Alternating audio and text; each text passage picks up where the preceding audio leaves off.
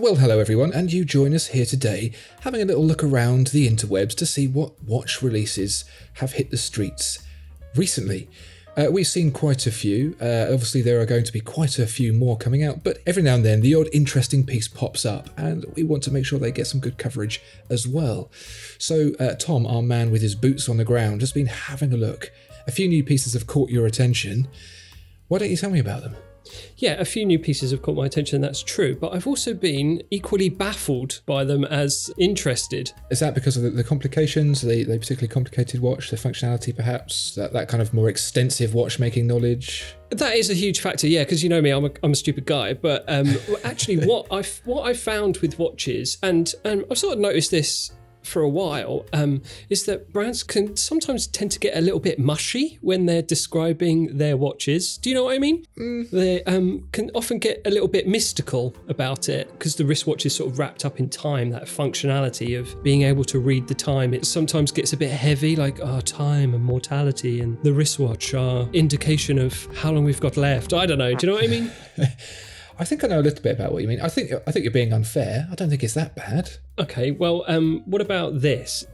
So Breguet, Breguet have got a new watch out, the Reine de Naples, the Queen of Naples, Andrew. So this is a new limited piece to celebrate Valentine's Day, inspired by the first ever wristwatch delivered to Napoleon's sister Caroline, the Queen of Naples. These all sound like good, clean facts. I like this. Yeah. There's nothing wishy-washy about that. I see what looks like a lady's watch inspired by Valentine's Day. Yeah, we're all good so far. An emblem of feminine watchmaking. Yeah? Yeah, no, that's... You get, yeah, that's all right, isn't it? The dial is adorned with an airy sky whose white mother-of-pearl shimmer is sprinkled with clouds. Is that your words or theirs? That's their words now. Okay. Whenever I get a bit mushy and a bit flowery, that's them telling me about their watch. Okay, well, yeah, mother of pearl dial. I'm getting the vibes. Okay, a little bit flouncy. Sprinkled with clouds. I see what they're trying to say. Grand Seiko do a similar thing, don't they? Inspired by nature. Sure, fair enough. Yeah, if they do it, then that's fine. At 12 o'clock, the Trail of Love appears in red to indicate the 45-hour power reserve. A trail of love. Yeah, you can see the Trail of Love there. It's like these little airborne spores. Oh. Blood red and deadly. A trail of love sprayed across the dial. Yeah, but that's the 45-hour power reserve indicator.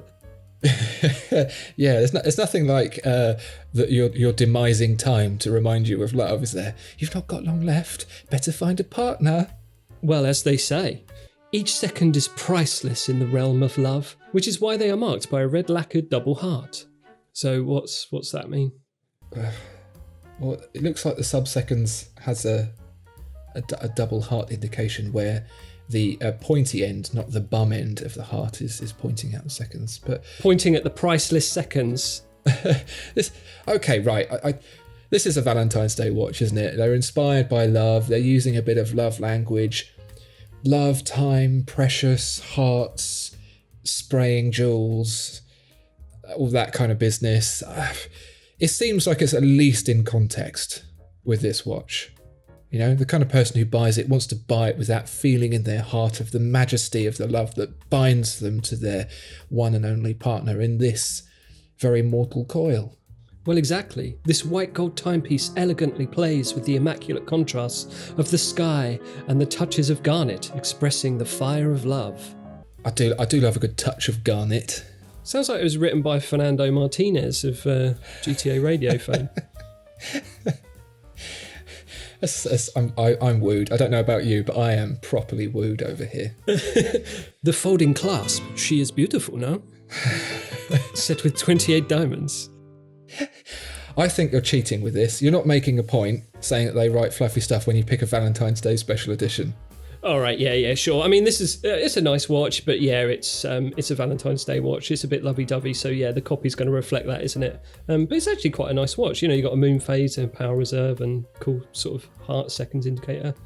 Breguet hands, which Breguet are famous for, I think. So yeah, pretty cool.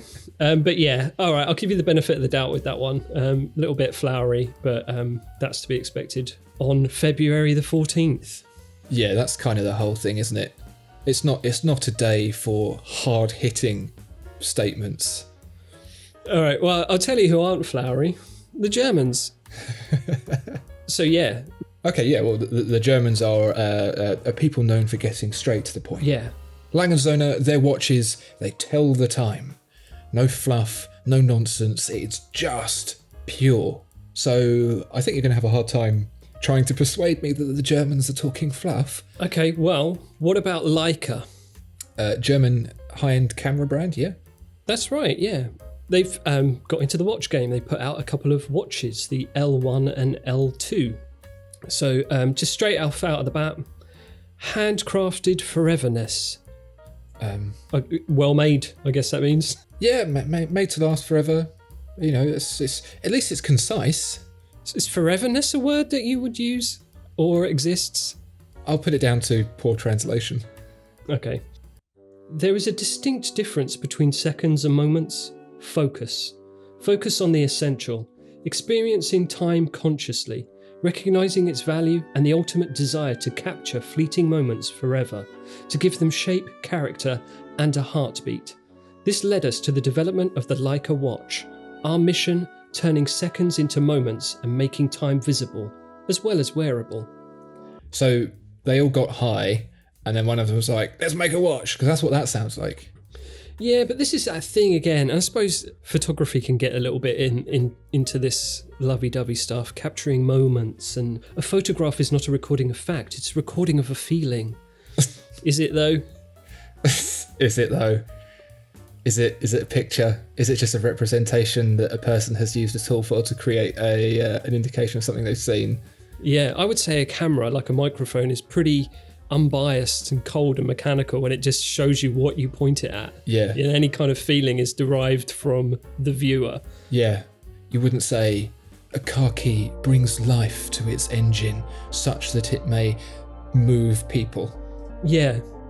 When man first played the snare drum, he was reminded of a caveman bashing in another caveman's head with a rock, and that beautiful sound. You know, come to think of it, I'm getting skull-cracking vibes. Yeah, drummers do get a bit primordial. That's probably a bad example. So, okay, right. My understanding so far, Leica, German manufacturer of cameras, is making a watch, and I'm guessing from this it tells the time. Yeah, I mean, I don't know what they're going on about focus and moments. It's a watch that's inspired by their cameras. You know, it's got that German camera realness. That's all they needed to say. Yeah. Well, I guess every time you look at your watch, it's a moment. What other moments are they pitching? So it's got a domed sapphire crystal that's like a camera lens.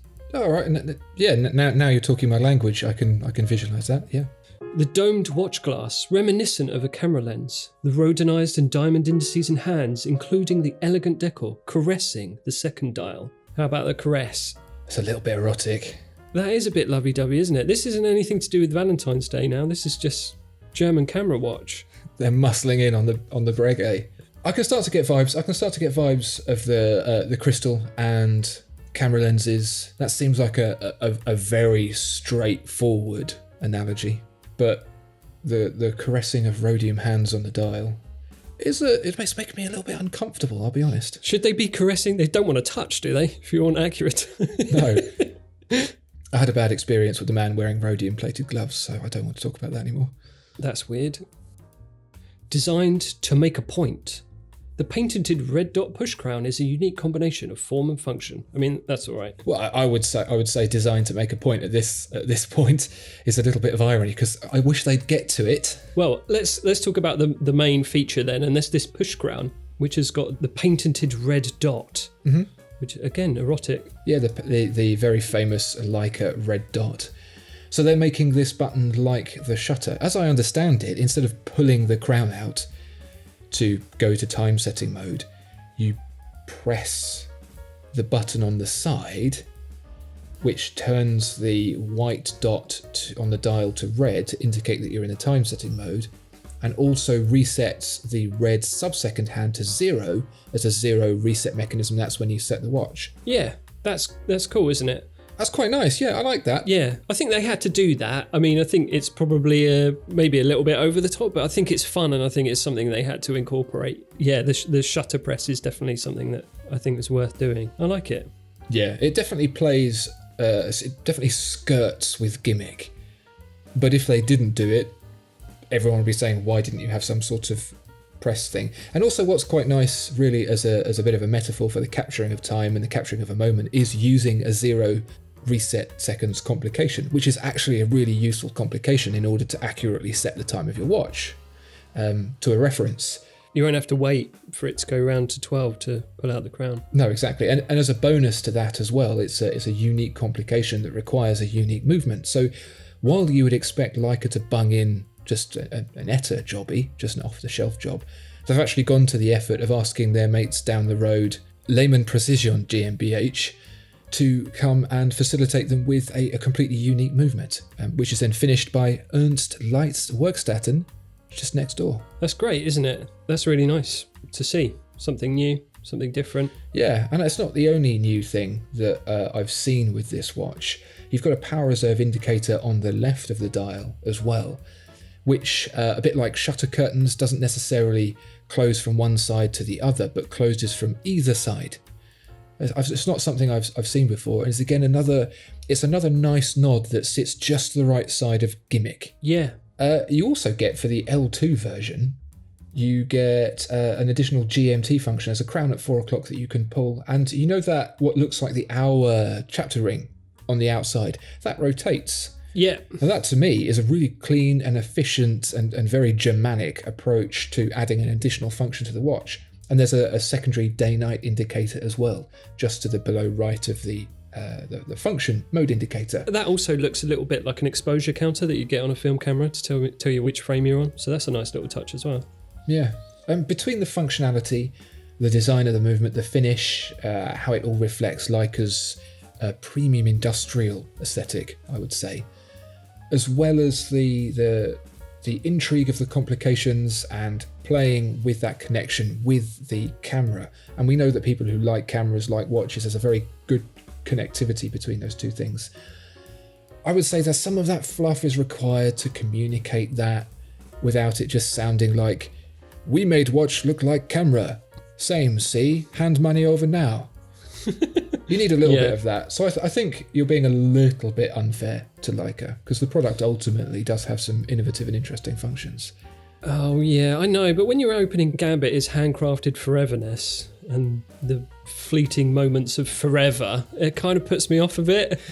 Okay, right, maybe. You haven't won me over to this idea of marketing fluff quite just yet. I'll give you one last chance. All right, well, okay, if you can decipher what the hell is going on with this next watch, I'll be impressed. This is a new release from Ulysse Nardin, and it's the Blast Moonstruck. Right. Don't know if he was dictating the title of the watch to someone and stubbed his toe, and then the blast got in there. Is Moonstruck giving someone a little pat on the behind? I'm not sure. Well, I believe it's the sequel to the original Executive Moonstruck, which sounds like a desk toy, or perhaps when the James Bond film, when he gets too old and ends up in a desk job. Blast desk job. But yeah, go on. Tell me what Ulysse Nardin have to say about the Blast Moonstruck. So made by master watchmaker Ludwig Oechslin. Forgive my terrible pronunciation. It's a follow-up to his trilogy of celestial wristwatches from the 80s. Yeah, famous for the bi-directional perpetual calendar, where everyone else's calendars you had to go all the way back around again. He was like, well, why not go backwards? So when you add one date too many, you don't have to either send it away to be repaired or go all the way around. You can just go back one. A very handy complication, I would say. Cool. So here we go. Designed to make this dance between the sun and the moon intelligible and intensely poetic. Well, it's one or the other. Intelligible, being easy to determine. You can't have a very clear and concise IKEA flat pack instruction pack that's also poetic. Well, Ulysse Nardin begs to differ. It certainly seems that way. This watch, just on first impressions, is bananas. Yeah. So this is what struck me about it, moonstruck me about it, was that when I saw it, I was like, oh wow, that looks really cool. It looks complicated, but it's sort of threading that needle between complexity and readability. But then as I actually came to try and read the time on it, I couldn't. Yeah, my initial reaction to this watch is, I love it. What is it? Yeah. So, well, let's have Ulysse Nardin explain it to you. Fernando Martinez is back. The starry firmament. She is a map for sailors, a playground for lovers, and the primordial calendar of all civilizations. Don't lie to me, Tom. It doesn't say that. It does. Oh, it does. Oh, that's terrible. Why does it say that, Tom? That's it, though. They don't say it. Then it goes into explaining how the watch works in a very clear and concise fashion. Well, the scientific representation of considerable oniric potential will serve the cause of great leaders in search of the ultimate watch, but also that of sailors. I don't know if that helps.